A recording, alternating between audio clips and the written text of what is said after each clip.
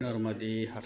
पहाटेचे 6:45 वाजलेत आणि आम्हाला इथून बोटीने प्रवास करायचा आहे. त्यामुळं याच घरात आम्ही विश्रामाला होतो.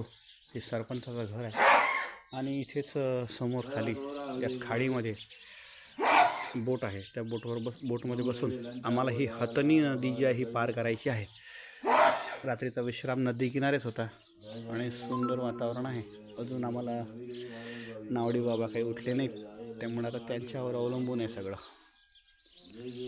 पुढील वातावरण प्रवास करायचा, नावडी बाबांना आवाज देऊ आणि बघू पुढील प्रवास कसा आहे ते. या घरामध्ये रात्री विश्रामाला होतो. याच घराची पूजासुद्धा झाली.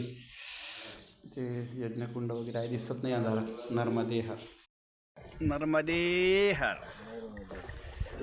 हतनी नदीचं पाणी आणि त्या हतनी नदीमध्ये हतनी नदीचा संगम नर्मदा नदीत झालेला असल्यामुळे इथे पूर्ण असं शेवाळ्याने साचलेलं पाणी आहे.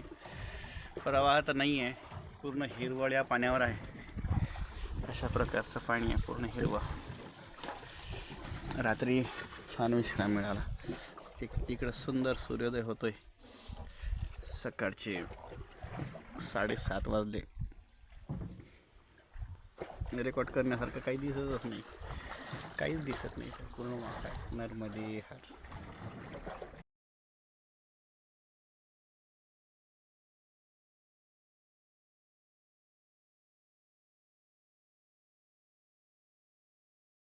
नर्मदे हर.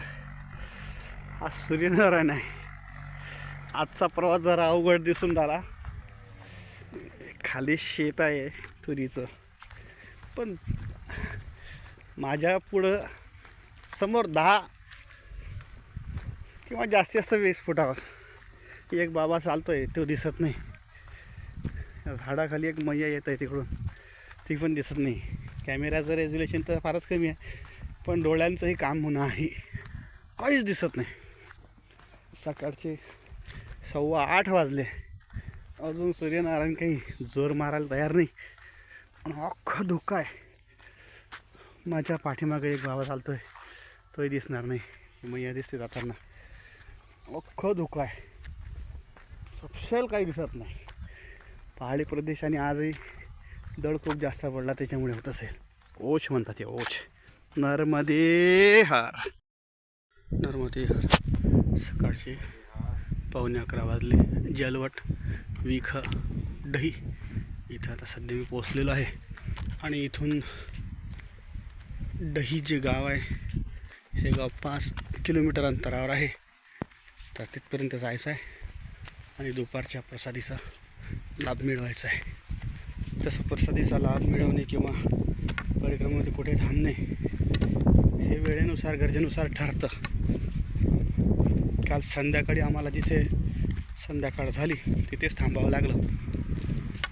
असं होतं कधी, पण अंधार पडल्यानंतर परिक्रमा करायची नाही आणि अंधारात निघायचं नाही, एवढा एक नियम सांभाळून आपली परिक्रमा सुरू आहे.